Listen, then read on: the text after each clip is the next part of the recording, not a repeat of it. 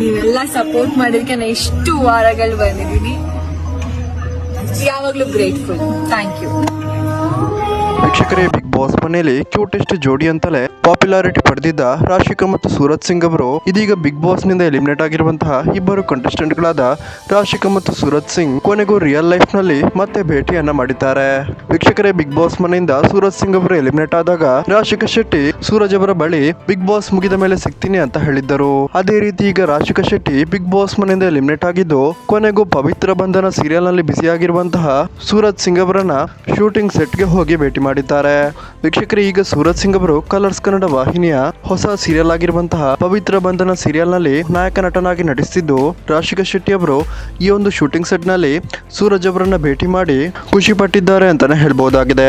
ವೀಕ್ಷಕರೇ, ಯಾರಲ್ಲ ಸೂರಜ್ ಸಿಂಗ್ ಅವರ ಹೊಸ ಸೀರಿಯಲ್ ಆಗಿರುವಂತಹ ಪವಿತ್ರ ಬಂಧನ ಸೀರಿಯಲ್ ಅನ್ನ ನೋಡೋದಕ್ಕೆ ಇಷ್ಟಪಡ್ತೀರಾ? ಈ ವಿಡಿಯೋಗೊಂದು ಲೈಕ್ ಮಾಡಿ ಮತ್ತು ನಿಮ್ಮ ಅನಿಸಿಕೆಯನ್ನ ಕಮೆಂಟ್ ಮೂಲಕ ತಿಳಿಸಿ.